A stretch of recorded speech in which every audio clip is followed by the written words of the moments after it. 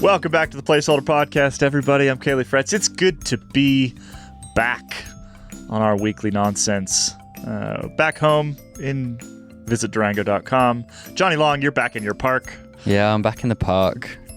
Turns out the park... How are you liking the park? Well, being back in the park after spending 3 weeks at the Tour de France, it's kind of quite a fall from grace. But, you know, we've all got our crosses to bear in life. So here I am. And welcome to the show, Dane Cash.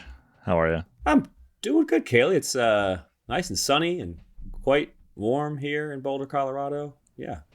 Visit boulder.com. We got a lot to talk about today. The Olympics are on right now. Tour de France Femme is now about 2 weeks away, a little less than 2 weeks away. Actually, no, today exactly 2 weeks away. We're going to talk all about it. Plus, some little transfer corner. There's some stuff going on, and the transfer window is about to open. It opens on August 1st, so we'll talk about some of the rumors that are swirling on that front. We're going to get Iain Treloar back in on the pod later to talk about a little update from Afghanistan, a story that he's been following for quite some time. But let's get straight into the Olympics. We are, as of recording time, we've just gone through both the time trial and the cross-country mountain bike events. Kick off with the mountain bike stuff, because we had two really, really good races. Dane, who are our Olympic champions? Your Olympic mountain bike champions, Caley. And Jonny, you didn't ask Jonny, but I'm going to tell you too, are Pauline Ferrand-Prévot and Tom Pidcock of France and Great Britain, respectively.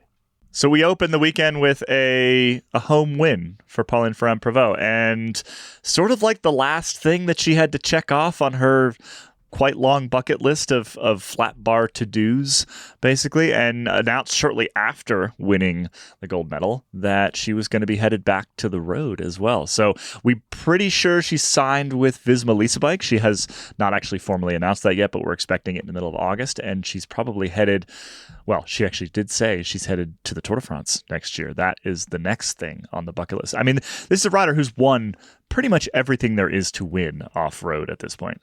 Yeah, and I think the interesting thing about her making this, this switch, I guess you could call it, we've seen it plenty of times before where a mountain bike star has decided to change tack and become a roadie. And with her, it's a little bit different because it's not like she's going from only mountain bike to taking on a new challenge of road. She's a former road world champ.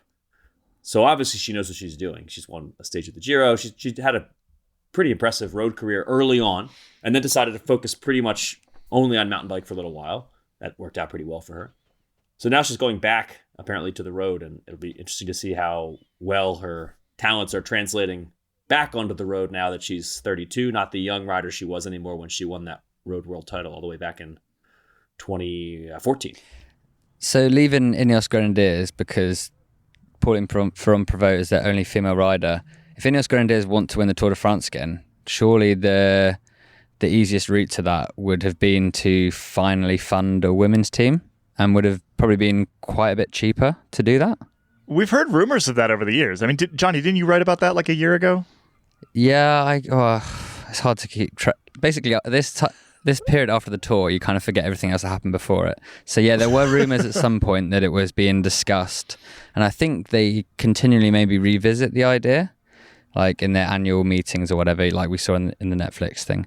But I'm not sure if it's ever a serious consideration. I'm not sure how much Jim Ratcliffe cares about setting that thing up. Like we've seen with Manchester United, doesn't really care that much about the women's team over there. So you can't imagine when he's battling all these other corners of trying to turn around things, he's not going to launch a new thing that is extra complicated. But yeah, just a funny little aside that is probably the best chance Ineos would have had to win the Tour de France. The cost that you raised the point that it can't cost that much relatively, and it is kind of insane to think of the relative difference between what Man U would spend on like a backup, left back compared to an entire women's team that could win the Tour de France Femme. I think the monthly wage bill for Manchester United would fund an Ineos women's cycling team for maybe 5 years. Yeah, it's maybe longer. It's like funny, but Jesus. It's also not. But yeah. Yeah. Yeah. It's just maths. Visma is a team that they set up a women's team a few years back, built around Marianne Vos, who has had a nice career resurgence later on after a few down years there. But she is reaching a point where I think they are looking for a successor maybe there. And Ferrand Prévot could certainly be that based on how talented she is. I mean, I would expect her to go back and be quite good, although Abby made a very good point in a story not too long ago that the women's peloton is very different from when Pauline Ferrand-Prévot left it, right? It's significantly more sort of professionalized. There's a lot more money in it. There's a lot more talent in it. It's just a very different space. There's bigger races or different races, right? There's a Tour de France now. There's a Paris-Roubaix now. There's all these things that weren't there last time. Because basically, Ferrand-Prévot has only done like road nationals, like French road nationals every year for the last couple of years. I think the last real race she did was La Course in like 2018 or something like that. So yeah, it's been a while, right? It's been half a decade, more than half a decade, and it's the landscape has changed considerably. It'll be interesting to see how she does. I mean, she's a super talent, right? Like she apparently sort of shut herself away. I was listening to an interview with her on RMC radio from the morning after she won the gold medal, and she's talking about how she sort of shut herself away for a couple months and like literally like not responding to messages, text messages from friends, like that level of shutting herself away. And that's something you can do when there's one big target, when there's just like one, I want to show up and I just want to win the Olympics. And that was her last thing. It's a little bit different when you're running a whole road season. So I'll be interested to see how she translates like the enormous talent that she has and the ability to focus on an individual race that she has with, I guess, a more traditional road season. What does not replying to your text from your friends give you in terms of an edge?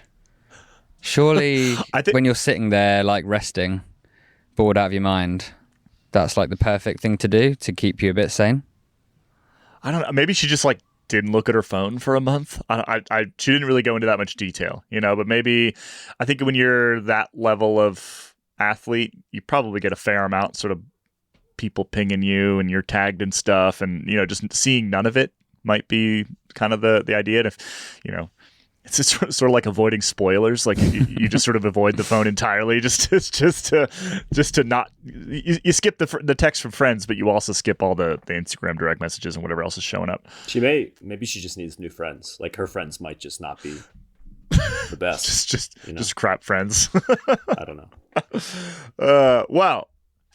It was an incredible ride from her. I mean, she just was absolutely dominant in that cross country mountain bike race, the XCO race, and I mean, I don't personally love the course. I think it's a damn shame whenever they dump gravel all over perfectly good dirt, but it certainly has made for two good races, and the second good race, which was more, I guess, tactical, significantly more tactical than the women's race, was the men's race, which Tom Pidcock won, and he basically won it in like the second to last corner. He was chasing Victor Koretsky, and they've been kind of going back and forth for about 2 laps. Pidcock had flatted earlier in the race, or else, I mean, to be honest, I think without that flat, it probably would have looked a lot more like the PFP victory, just sort of 45 seconds off the front or something like that. But the flat gave us an incredibly exciting finale because those two guys were going back and forth. Koretsky is I think generally considered a pretty good sprinter. Definitely considered a pretty good sprinter. And so I think head to head, those two guys, it may have gone to the Frenchman, Victor Koretsky. Pidcock, though, made sure that it did not end up being a head to head into the finish. He basically, I wrote a whole story about this on the site yesterday, but the course split into two. Koretsky took what would normally be the faster line, which sets you up better for the next corner. And Pidcock did what he often does, which is essentially just shoot down the inside, tap a little bit of rear brake, basically use Koretsky to get around the corner, got his bars in front of Koretsky's bars, which sort of from both a sportsmanship perspective and a physics perspective means that he has the line, and disappeared off into the night. Koretsky had to put a foot down, momentum lost. It was over from that point, but it was an incredibly exciting finish. You can gauge how good a race like that was in the grand scheme of things by getting texts off people who don't usually care about racing or cycling afterwards. Like as soon as that happened, like 3 group chats just started talking about it, just apropos of nothing. And that's when like those crossover events have happened. And it's great to see that happen for cycling in the Olympics, because I don't know about you two, but I've just been watching wall-to-wall Olympics since it started. And you can kind of put yourselves in the shoes of other people who like spend all year watching badminton or whatever. Yeah. Like all these people just descending on this sport and sort of caring about it intermittently. But then that's what you felt like with the mountain biking. And I'm not any sort of mountain biking fan at all by any means, but like that was... I don't think we'll see a better bit of cycling in the Olympics than that. Maybe in the season. That feels a bit talk radio, but it was that when he darted down and got that corner, it was amazing. The stakes are so high at the Olympics too. Like, yeah, it's every 4 years, and good. Like Pidcock in his mind, going into this final moment where he actually could make a pass. Like, think of all the things that are going through his head at that moment. It's like, I do this now, and if I don't, I maybe don't ever get another chance, because who knows? Pidcock might just be a roadie from here on out, or so.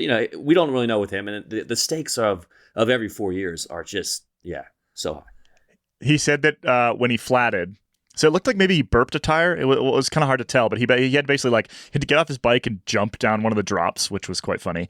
Because if you've got it was a front tire. If you have a low front tire, you go off a drop. That's a good way to crash, hurt yourself. But he said he was standing there, and pardon my French here, and if you have small children, cover their ears, but he just went, fuck, fuck, fuck, and that's how he calmed himself down, which I thought was an interesting way to calm yourself down. That's not maybe the way that I would calm myself down, but it seemed to work. Also, his mechanic wasn't ready, who he then named Bruno in his interview afterwards. But I mean, to be fair, like Bruno didn't have his wrench or whatever ready. How do you not just have that in either your hand or your pocket ready to go? Like, there's only so many things for that hour and a half that you're going to need on your person. Right. Hold it, or have someone extra. And there they have to, You can see in photos they have radios.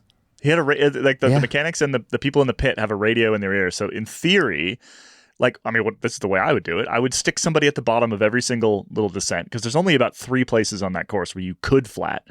You stick people at the bottom of those, and if you see an issue, like you see Pidcock get off and run over a drop, for example, you radio in and you say, we're going to need wheels, right? And I'm kind of surprised that didn't happen, to be honest. Like, it feels like it should have. Now, granted, it didn't end up mattering, but it was, that extra sort of 10 seconds that it took for Bruno, apparently, to go get the wheels that they needed and the tool that they needed, that could have been it. Right, that could have been a gold medal. Poor old Bruno, because now we know. Poor Bruno. Now we know his name. But on the flip side, if it wasn't for Bruno and his laps and whatever, we wouldn't have had that moment. So all's well that maybe ends well. Very true. Well done, Bruno. Thanks, Bruno. To take this into maybe what does it all mean territory, I feel like Pidcock had to win as well. I think based on what we've seen from him in the road the past 2 seasons, and the fact that I don't think he came out of Netflix Unchained looking good at all. I feel like he really had to win the Olympics, because the defenders, the Pidcock defenders, are able to always say, well, think of all the things he's good at, though. He's potentially the best mountain biker in the world, blah, blah, blah. And if that's not true, if he doesn't win the gold medal, well, then his disappointing Tours de France become even more disappointing. But no, he is the Olympic gold medalist at the mountain bike, so. I think it backs up how he came across in the Netflix thing, where he's so clearly like a winner, or at least has that mindset. And then there was a screenshot in the rounds, maybe from the first season of the Netflix show, where he's like, what's the point in coming second? Like, if you're coming second, you literally might as well go and do something else.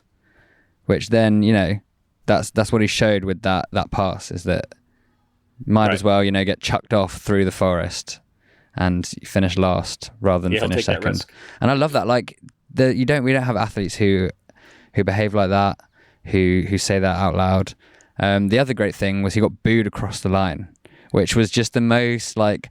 There's a decent amount of rivalry between England / Great Britain, depending on the sport, and France, like football, rugby, whatever. And it was, you never see that in cycling, obviously. But it was a real sort of like, at that moment, it was like, this is either, Six Nations rugby or like Euros World Cup football. And it was so cathartic, that boo.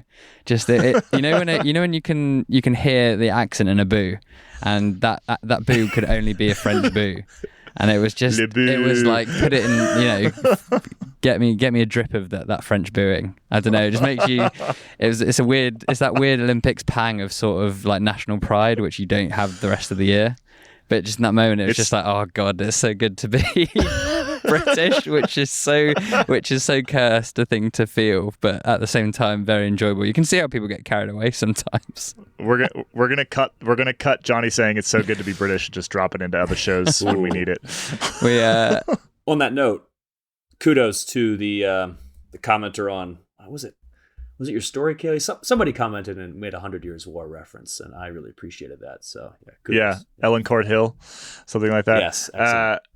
It is worth noting. It's worth noting, and one of our contributors, Brad Copeland, who does the Geek Warning podcast with Dave, did point out that Pidcock has a reputation for this kind of move, and other riders don't really like it, right? Like, I wrote the whole story about how it was legit and legal.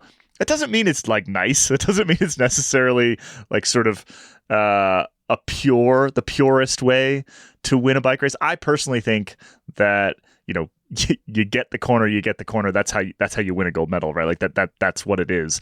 I think part of the reason why sort of the pure mountain bike crowd don't love Pidcock is he just shows up from racing the Tour de France and kicks their ass on a regular basis, right? Like I probably wouldn't like that either. And then he does so in a way that is very like elbows out, kind of, I don't care about your line choice. I'm taking this spot. He does it in cyclocross all the time as well. And it does point to your point, Jonny, like a rider that really just doesn't care about the perception. He just cares about winning. He's one of those type of athletes. And I think for whatever reason, like we have some preconceived notions about him, the way that he talks, he's pretty quiet, just like volume wise, you'd think he'd be on the nicer end of the spectrum, but no, I think he's proven over and over again that he's not. He's one of these guys who wants to win at all costs. He's a killer, and that's what all these top guys have in common. And the thing is, if you're winning, you kind of don't have to be nice about it. Like, if you're not winning and you're also a dick, then that's a problem. But it's like, you see Max Verstappen in Formula One, like he's always doing sort of borderline things with the lines. I don't mean, like, if Ronan was here, he could talk about it for like 15 minutes. But if you win, then it's always kind of forgiven, which maybe, I don't know if that's a good or bad thing, but that's just the reality. The big question now is 2 Olympic medals enough to become Sir Tom of Pidcock? And then we'll be able to do a rise Sir Tom of Pidcock. Not gags. Just surely. Say it. Didn't he already get? Isn't he already? He got. No, he's not Sir Tom. He got he got something else. OB or MB, and he took like 18 months to go and pick it up, and his suit was creased. So you think if he gets the big one, the big gong, then he'll get he'll get an iron out. Well, that actually plays really well with one thing that he said in a post-race press conference that I personally loved. Made a bit of a NASCAR reference. He said Robbins Racing, which is the truism of NASCAR with Days of Thunder, Tom Cruise movie, and Talladega Nights. That to Shake me, and bake. Game first, your last. That's the person who is going to show up with the crease suit. I mean, he's a killer. He doesn't care what others think, and if he's winning, like you said, then it's great, and it's good TV. It's good. Well, it's good internet pixels, whatever you want to call it. Good internet. I love that. That's a new thing. Just really briefly onto the time trial. I think we have less to say about the time trial other than Grace Brown's ride was absolutely incredible. It was dumping rain for both races, and a lot of people fell down. I think the American contingent had like 5 crashes between the two of them or something like that. Chloe Dygert was then a question. The mechanic crashed as well. And the mechanic crashed. Mechanic fell down. And Grace Brown's ride was absolutely unbelievable. And she's still set to retire. So she's still like, this is on her way out, right? If you want, as Abby told me, like about 45 minutes of Grace Brown cheering, make sure you head over and subscribe to Wheel Talk this week. It's a fantastic episode, and they talk all about the time trial. I think for us, Remco Evenepoel, worthy winner on the men's side. Grace Brown, fantastic winner on the women's side. I was, not that surprised to see Remco take it on the men's side.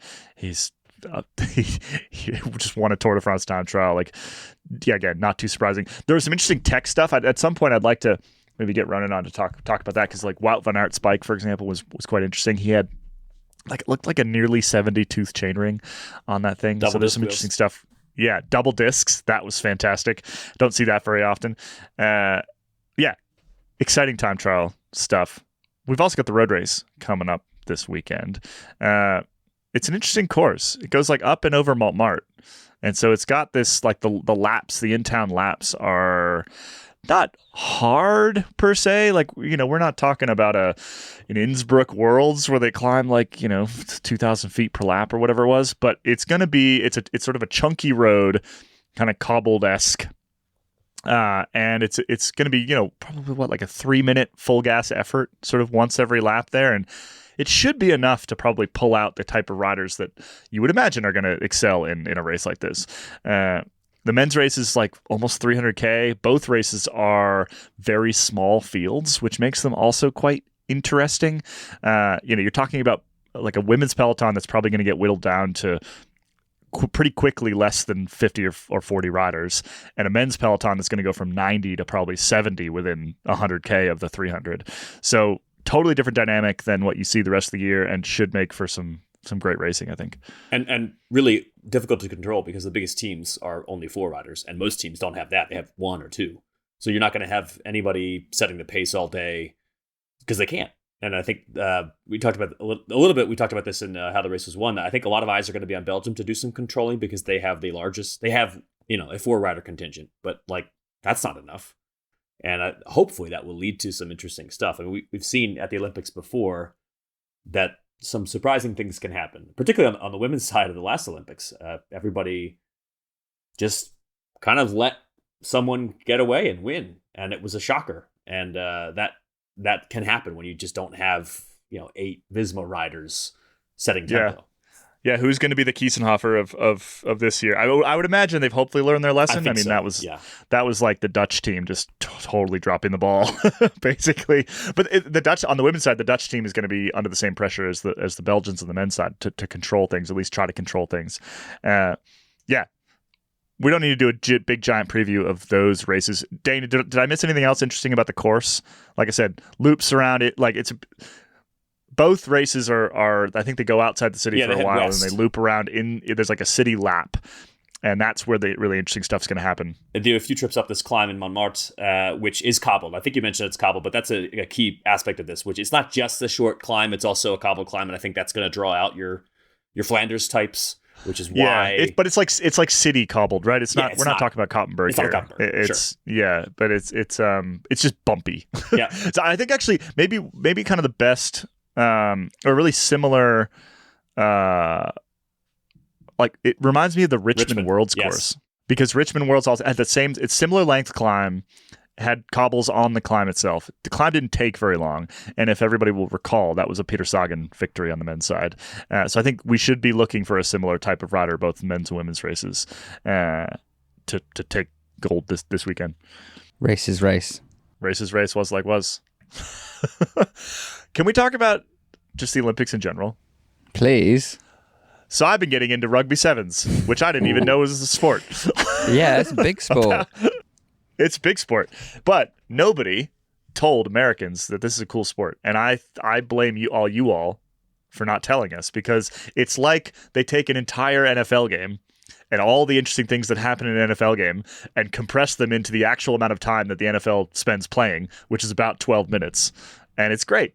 I've been loving it. Yeah, but remember what happened last time? We told you all about Italy, and now we saw it, Caley. You're all over it. There's none left for everyone else. You're going to have all of our rugby sevens, and there'll be none left for the rest of us. No, it's really good. It's really good. And the Canadians beat Australia to get to the women's final. The US lost, I think, to New Zealand. But we could have nearly had USA versus Canada, which could have been sweet. Wow, but now the US has to play. We have to play Australia for bronze, I think. Yeah. Which is bad news. Good stuff. Rugby sevens. Anyway, I'm getting massively into this. Have you guys picked up on any? Are you fans of any new sports? I finally actually stumped up for a Discovery Plus login after resisting for however long out of principle. Turns out the price was the surfing in Tahiti. Which have you seen any of it? Oh yeah. Oh my god. It is incredible. Yesterday they had like perfect conditions, and the wave, it's like called the Bay of Skulls or something, where they're actually, that's what it translates to. And you know who wrote a story about it? Yeah, I read it. Joshua Robinson of the Wall Street Journal. Yeah, big time. Great story. Go and Great read story. it. Can you imagine being a triathlete, like considering swimming in the Seine with the E. coli, but the surfers get to be in Tahiti right now? Well, but then the Tahiti, so they have this, what they call the jet skis to come and rescue them because otherwise they drown. It's nuts. These are the best surfers ever, and then the course is like trying to kill them. You don't get that in any of the other sports. But yeah, the triathletes, I guess that's sort of towards our neck of the woods. Yeah, that's cycling. They're potentially going to make it a duathlon because the Seine, they've cleaned it up, but then when it rains, it gets too dirty, and there's more storms forecast. They already had to delay it once, so it's just going to be a bike and a run, which is so tough and so dumb. Yeah. After they spent like $1 billion to try to clean it or something like that. Tough. Yeah. There was a triathlete who just said he wants to win the Tour de France. Who was that? Yeah, Norwegian he's like guy. the best, isn't he? Christian Blumenfeld. Yeah. Norwegian guy. Do we think he can win the Tour de France? Well, he wants to do it by 2026, which seems awful close. Seeing as Roglic came from ski jumping, it took him like 5 years to get to that level. I don't know. I mean, I'm just gonna say that the photo. This is a story that our good friends at Velo put up. The photo does not make him look like the body type of a Tour de France champion. He looks like a linebacker compared to.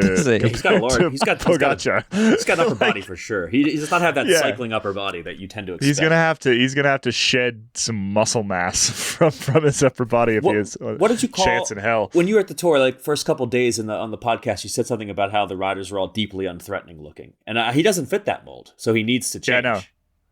You can't be threatening and win a Tour de France. Yeah. You have to look like you maybe just walked out of an elementary school. That has to be your sort of general vibe. Any other Dane, do you have a favorite Olympic sport other than cycling? I mean, I do actually. You guys know this. I know what you're going to say. The listeners don't. I've been very. I mean, I love the Olympics because I get to watch the archery. That's my other random thing that. I mean, listeners know I'm into baseball, but they probably don't know that I actually really enjoy archery. The U.S. has a decent archery contingent, but nobody really comes close to South Korea, which just like constantly destroys everybody in the archery events, both men's and women's. So I watched them beat the Dutch the other day. South Korea also archers. Yeah, there's a shooting that you can shoot guns at the Olympics. Yeah, South Korea's good at that too. And Deeply American. They use like fake eyeballs. Yeah. What is this thing, Dane? What is this thing that fake what are they eyeballs? Doing? Is it on the site? It's like a no. It's like an iris. Oh. Like I don't know exactly. Anyway, somebody out there who listens to this clearly we didn't prepare for the shooting segment of this podcast. Somebody out there who knows what this thing is, send us a little voice note, escapecollective.com/hello, and explain what I'm looking at. This like little they're wearing. I saw an Instagram post about it. That's all. That's all I know. Dane, with the archery, because we've had, France have really gotten into it with making this Olympics properly French. So we've had, them trying to incorporate the Seine. We've had, French Polynesia for the surfing. Do you think they should have done the archery in like medieval garb? Do you think that could have been a nice little wrinkle they could have added? I mean, real deep cut here, but had they done that, then Great Britain would have destroyed everybody. Because as everyone knows, Britain had the best archers in the Middle Ages. Yeah. I will say, for cycling though, everybody. For cycling though, there is a French archer who has a distinct resemblance. I saw this on Twitter to David Gaudu. Oh, really? Yeah, I saw someone on Twitter. I thought you were going to say Victor Lafay because so bad he was preparing for the archery events. I was sure you were going to say Victor Lafay because Victor Lafay is the one that looks like he did shoot a bow and arrow in the 13th century. No, he does. No, crucially, he doesn't. He looks like the one who gets shot with. So he would be the board or whatever you call it, the bullseye thing. The target, if you will. So target. So Dane, are you saying that the board. Are you saying that the British archery team have quote unquote fallen off since the Middle Ages? Are we waiting for a Stephen A-esque sports take on the British archers? No, you really, yeah. It's been quite a long. I mean, as every historian knows, the battles of the 100 Years' War constantly won thanks to your archers, and you've really fallen off. South Korea, even the United States, has really taken the lead there.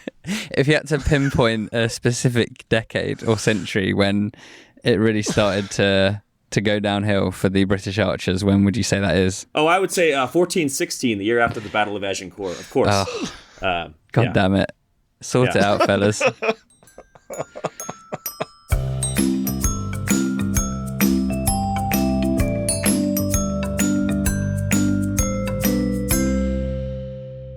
Let's head into transfer corner. I've enjoyed the Olympic chat. I love the Olympics. It's so good. I hate like Thomas Bach and the actual Olympic, like the corporation behind it. It's evil and probably corrupt. But the Olympics themselves are fantastic. I mean, does anyone the like athletes are fantastic? Goodell, Manfred, baseball, FIFA, UCI? Like, I feel like every governing body has detractors, even if we love the sport. Yeah, that's because I mean, I shouldn't say things that are going to be sued, but they're all sketchy. Anyway, transfer corner. We're about to enter. Well, the transfer window is about to open, and this is like last year where the transfer window is right now, because they're making some changes for 2025. But as of August 1st, you can formally, announce that you're on a new team. You have to keep riding with your existing team for another while, but you can announce that you're going to a new one next year, and then the actual sort of switchover is at the new year. Dane, what are the big highlights? Who's making moves? Well, it's interesting. I feel like the big highlights and the who's making moves are actually two different things, because the big riders that we know to be out of contract are not necessarily the ones who are going to draw the most interest if they actually move. So we know that, well, we were talking about this today on Slack, the highest ranked rider who is out of contract, it may shock you. It's one Mark Hershey, who is, according to Pro Cycling Stats, the 5th ranked rider in the world. And I think his UCI ranking is right there as well, which that in and of itself is probably news to everyone. But he's really good at finishing in the top 3 of like races that you're not watching. He's out of contract with UAE. And he's someone that we've seen him linked to Tudor Pro Cycling. And then, like Julian Alaphilippe, I think is out of contract. A handful of other riders. The real stories, though, are going to happen if we see Red Bull, Bora Hansgrohe poaching riders from currently, existing contracts. So, like Remco Evenepoel, we've seen a lot of rumors about him going to Red Bull. There's been talk of Van Aert, obviously, because he's a Bora athlete. We've seen some chatter about Tom Pidcock, and like all of these riders are under contract. But there is obviously some interest in, well, who wouldn't be interested in these riders? And if they were to transfer, that would be huge. The Pidcock one is interesting. I think it was Dan Benson who reported on that again this week and said that it was looking more likely. I feel like with Pidcock, I mean, I kind of am curious to know what his own plan is for the future. Because if I'm a team, you're going to have to pay him a lot of money, right? Like he's obviously very talented. But I don't know that he's shown us enough. I mean, I was kind of saying this earlier. In the Grand Tours, for me to want to invest in him as a big Grand Tour guy. On the other hand, I'd happily invest in him if he has decided he's just going to try to win one-day races, because that's what he's really darn good at. And I think that's an area where Bora, for instance, could really like succeed.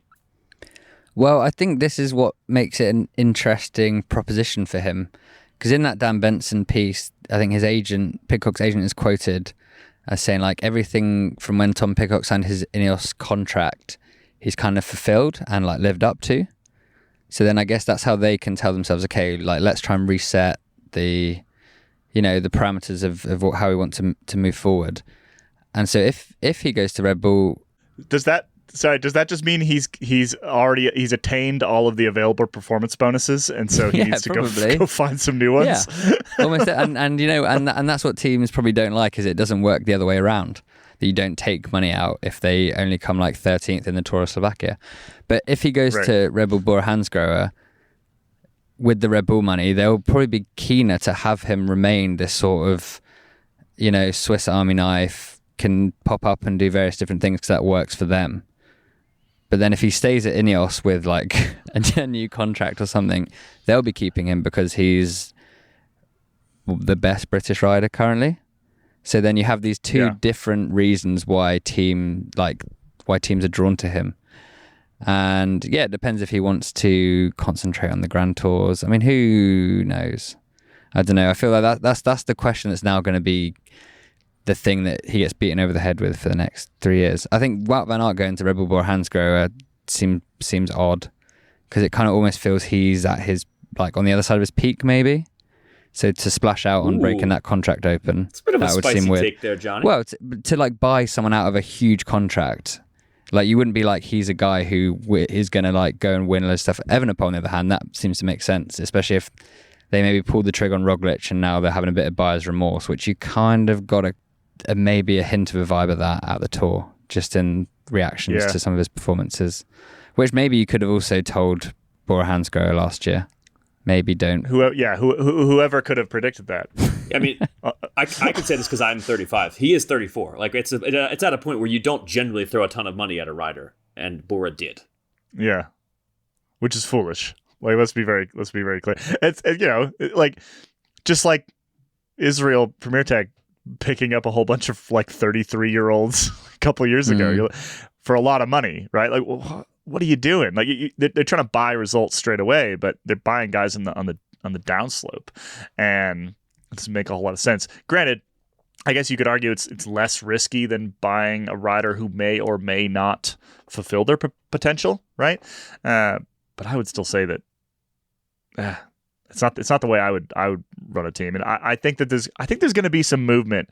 There has to be some movement in the GC side of things, like among these riders who could potentially start to come close to tackling Pogačar and Vingegaard, because otherwise you're just sort of admitting defeat, right? The rest of the team's just admitting defeat. I personally, I think that Evenepoel's the only one right now who has proven that he's even close. And we've talked about this a fair bit on how the race was won, but like even Remco, the only way he's going to win the Tour is if they make it like 150 flat time trial kilometers. But he's the only one that's even close. Yeah. I wonder who's the 19-year-old right now? That's my question, because there's nobody right now. Del Toro and Ayuso are the hopes. But I still don't think those guys are it, right? Like, there's got to be one out there. Maybe there isn't. Maybe there won't be for a couple of years. But yeah, there's always one waiting in the wings, right? Well, yeah. So moving away from the GC a little bit, I also said earlier there weren't a whole lot of big names, but I that's a little bit unfair to our fans down under, because Ben O'Connor and Caden Groves are both out of contract, and Lawrence Pithy of New Zealand also out of contract, and he's had a great year. Won the Cadel Evans race at the start of the year. Look good in the classics. So all of those riders are potentially going to be on new teams, or maybe they'll just resign. Isn't O'Connor going to Jayco? Well, nothing is signed as of July 30th when we are recording. Come on, Dane. You know how this works. Fun fact. Nothing is signed. In O'Connor, I mean, it really makes sense that he would go to Jayco because, I mean, Simon Yates. They speak English? Well, yes, and he is from Australia. But also, I was going to say that Simon Yates was especially disappointing. Former Grand Tour winner Simon Yates just didn't really live up to his. I mean, the whole season really, he was just not that. He's been sick and stuff. Yates is out of contract as well. Yeah, he might be going to Visma apparently, and then we're going to have the two brothers face off in the super teams. That would be excellent. That'd be good. Do you want to hear a fun Lawrence Pithy fact? Absolutely. Yes. Okay, I was waiting because if you didn't, then I wasn't going to tell you. During the BBC coverage of the time trial, the Olympics time trial, the commentator called Gleb Sarista, I'm pretty sure it's Gleb Sarista for Kazakhstan, as Lawrence Pithy. And if you've ever seen Gleb Sarista, he looks like a bodybuilder. And it was very jarring. Because for like 5 seconds I was like, wait, Lawrence Pithy's jacked? Very confusing. Oh, yeah, Lawrence I'm looking Pithy's at not jacked. Gleb Sarista, Russian roadie here. Man, he is he Russian? Well, Sorry. He's Russian, and he is not deeply unthreatening, put it that way. Yep. Oh, that's why he was wearing that sort of minty kit. That's why he was. Okay, that makes sense. Yeah, because he can't show his flag. Yeah. Too threatening to win a Tour de France. Not too, you can be very threatening and win Roubaix, though. He is I would say he's threatening. He's like huge. Van der Poel is a big guy, and that's how you win Roubaix, by being vaguely threatening. Maybe we should rank the riders in terms of threatening to not threatening this off-season. That sounds fun. Ooh, I like that. Let's do it.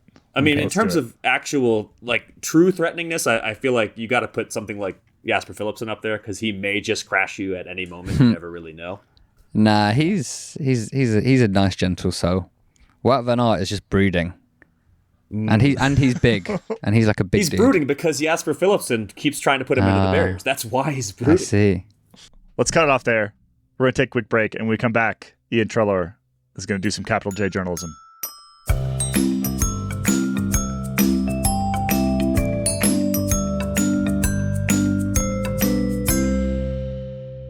Welcome to the show, Iain Treloar. It's good to have you back. Hello, bicycle friends. Missed you. How has your week been at home? Not at home. In Norway. You're in Norway. It's a second home of sorts. It's been good. It's been an adjustment from being with adults to being with children. I had to make the same adjustment. Wait, are you calling Caley and Jonny adults? Yeah, apparently. Let's be clear. Out of this trio, I am the child, even though I'm the oldest. I am Tordad, so I've come to accept it. I'm Tormund. Iain, we invited you on this show to do some capital J journalism. So I'd like to start off with is, are you aware that stage 6 of the 2024 Vuelta a España is starting in a Carrefour supermarket? I am aware, and I'm really excited. Inside a Carrefour supermarket. This is so exciting. I don't know if I've been in a Carrefour, but we had some excursions into an Intermarché at the Tour de France this year, which was really, really good shit. So I'm excited to see whether the Carrefour lives up to the promise of that. And a bike race starting within is mad. It's going to be great. Like, just cereal aisle, What aisle are they going to start in? Nah, small fruits. They're in the meat area. It's just the boys whooshing past some Serrano ham. Love it. Love it. The Vuelta starts. So basically, we've got Olympics right now, and then we've got Tour de France Femme, which starts on the 12th. And then, I think it's the 12th. The last day of the tour is the first day of the Vuelta. They overlap. So we have basically just wall-to-wall bike racing between now and, the middle of September? Something like that? If we were a French company, we would then get the rest of the year off until Christmas. But alas, we are not. Shots fired. There is a chance to reincorporate. Yep. All right, Iain, the actual reason why we brought you on a show today. You have an update for us on this story that you've been following for quite some time related to, the Taliban's takeover of Afghanistan and subsequent evacuations of riders and some less than ideal practices from the president of the Afghani Cycling Federation, I believe, Afghanistan's Cycling Federation. You have an update for us. So what's going on over there? Yeah, I do have an update, and it's a good update for once. Oh, good. After 3 years of really bad updates, we finally have a good update. So the story takes us back to August 2021. So we're almost at the 3-year anniversary of the Taliban's return to power in Afghanistan, where a bunch of people were at risk, including cyclists, especially female cyclists. So the UCI, with a bunch of other aid organizations, organized an evacuation, working with the president of the Afghan Cycling Federation, Fazli Ahmad Fazli.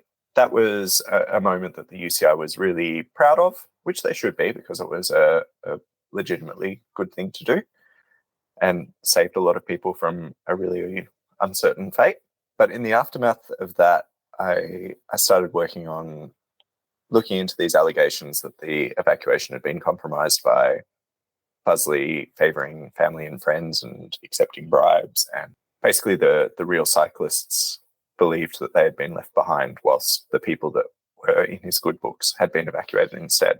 That sort of spiraled quite dramatically over the next year or so, with the UCI refusing to accept any sort of criticism of their efforts or even answer questions. As a result, some of my sources were threatened. Some of them received death threats. One of them was kidnapped and tortured for a few days. There was a lot of awful stuff happening for an extended period of time. Meanwhile, the president of the Afghan Cycling Federation, Parsley, was in Switzerland being given awards by the UCI, who at various points throughout this were refusing to respond to emails alerting them to specific threats against specific individuals, telling them that all this horrible shit was happening. And they were just burying their head in the sand because they didn't want to deal with it. So for a number of years, this kept going on. The UCI was so certain in their belief that everything was okay that they were banning me from reporting at the World Championships. And David Lepartien was making personal attacks against me in the media and saying this guy is sitting in Australia sipping a beer. He wasn't lying. Sorry to laugh. Still funny. It's still funny even now. I can almost guarantee that at some point, Iain, a known Australian man, was sipping a beer in Australia. Legend. Right? Exactly. Yeah. Lepartien's got you nailed. I don't know what the problem is. So he clearly took a personal dislike to the fact that people were questioning the evacuation. Eventually, after many more revelations came to light about him confiscating passports and him abusing people of racial minorities and many, many things. This is 3 years of bad behavior. The UCI Ethics Commission has finally investigated and decided that actually, yes, all of this was happening. So he has been banned from involvement with cycling for, I think, 15 months, which doesn't seem terribly long, seeing as some of these things seem like they are probably criminal acts rather than just sporting fraud. So why have the UCI bothered Allegedly. to do this if they were so adamant that is there any sense of what's caused this about turn? It's actually a rare positive for the UCI because they have a body called the Ethics Commission, which is supposed to act independently of the UCI, and there should be no influence from the UCI upon the Ethics Commission's decisions.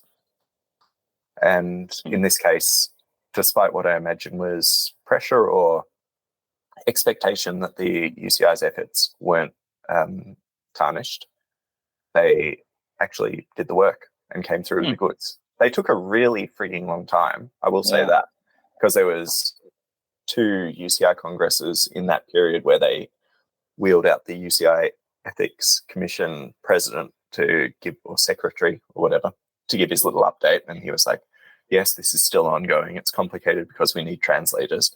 But they actually came through with it. So that is really good that they were able to act independently. So WCI, is that what we're saying? We're giving them a double WCI? No? I mean, technically, the Ethics Commission is an independent body outside of the UCI. And so the UCI itself doesn't get the dub, but the Ethics Commission does get the dub. I mean, but I guess the dub is that this body exists at all, right? That, like, you know, we were talking earlier, briefly mentioned the fact that, you know, I have some issues with the Olympic Corporation, but less so the athletes and the movement and more the entity behind it. Lots of shady stuff. I mean, I remember when I covered Rio, you know, just entire sections of the city getting razed so they could put in a new highway or put in a stadium or whatever. And lots of terrible things have happened over the years. And, you know, to have an entity like that does have a legitimate ethics commission that is holding its feet to the fire is a good thing. And I think, you know, we spend a lot of time on this podcast and on the site and elsewhere talking about how the UCI does not always do right by the sport or the people in the sport. And this is, as Iain says, a good thing, right? A rare example of, not even that rare. The Ethics Commission has done good work for a decade plus already, including in the doping space. But yeah, an example of it working, of the system working the way it should, even though it takes a horrifically long time sometimes. Yeah, I mean, it would be really good if it didn't take 2 years in which abuses were still continuing for this to happen. And before that, it would be really good if the UCI actually responded to 15 emails in a row where I was telling them that all of this was happening. But hey, we got there in the end. So what is the actual repercussion for president, the Afghan cycling president? Like, he just can't be Afghan cycling president anymore? Or like, does he just like hang out in Switzerland now? What is he doing? Yeah, I mean, he's been evacuated to Switzerland as part of the evacuation efforts. He lives in Switzerland along with his family. He is probably involved in installing a new puppet sort of federation, and he still enjoys the support of many of the people that were evacuated along with him because he got them out. So I think that as much as his behavior should be condemned, it's important to keep in mind that there's like a human element behind it, that he was also going through a really shitty turn of events and lashed out in a way that was particularly unhelpful. But it is, I mean, I don't know how I would act if my country was being claimed by the Taliban, and I hope I wouldn't do the same thing, but desperate times, you know? So it's kind of, I don't know if there are any real winners to this. I mean, it's vindicating, but it's not, the things haven't happened. It's not that, I don't know. Like, are there still riders out there who never got out? Yeah, I mean, I speak to them often. I was speaking to one this morning. There are people that still contact me. The guy that I was speaking to was asking for his in Iran at the moment, and last time we spoke, he was asking for me to sponsor him for an Australian visa, and I was like, I'm sorry, I can't be financially responsible for evacuating somebody that I've never met besides talking to you for this story. So there are still a bunch of people that have been left behind, a bunch of people that are in Switzerland or in other countries in Europe that did get out, that are still trying to navigate a new life, having been uprooted from their home. So yeah, it's a really, really messy and really awful situation for a lot of people. Well, Iain, thank you for following it for 3 years and pushing for it, right? Like, you know, I mean, I think it is pretty safe to say that a lot of the end result here probably wouldn't have happened without your work, and that's to be commended, right? That's the impact we like to have when possible as journalists, right? That's the ideal, is to make the world slightly better with our work. We spend a lot of time just making this world slightly sillier with our work, and if we can make it better, that's even better. I would go so far as to say that Iain himself spends a lot of time making the world slightly sillier, and this is a great example of the opposite of that. So yeah, good job, Iain. Yeah, I mean, it's quite the gear change to what people have been used to hearing from you for the past month. Yeah, Iain. Absolutely. Brief reminder before we do cut out for the day: we have separated all of the feeds here at Escape Collective, which means you need to go sign up to the podcast feeds that you want to listen to. This is only relevant if you're listening to the free feeds. If you're on the member feed, you can still get the everything feed with all the shows in one place. But if you listen to a free feed and you want to listen to Geek Warning, or you want to listen to How the Races Won, or you want to listen to Wheel Talk, you need to go subscribe to those feeds wherever you get your podcast. Just search for the pod that you're looking for and subscribe. Or just sign up to become a member. Or be a member, and then you can just, get everything in one place. That works too. I think it's time to wrap up today's show. Thanks for listening, everybody. We're going to head into a brief After Dark segment, which is going to be an update on the Escape Collective draft standings. I think we should also, because we were with people for 3 weeks during the tour, we should give them maybe a little taste of anything that's happened to us since the tour. Like any sort of. Oh yeah. So I've got one thing that really brought home what the Tour de France does to a person that I'd like to share. Were you driving on the wrong side of the road? What were you doing? No, not that severe. All right. Thanks for listening, everybody. We're going to head into the members only Escape After Dark segment. It's coming up here in just a moment. Bye-bye.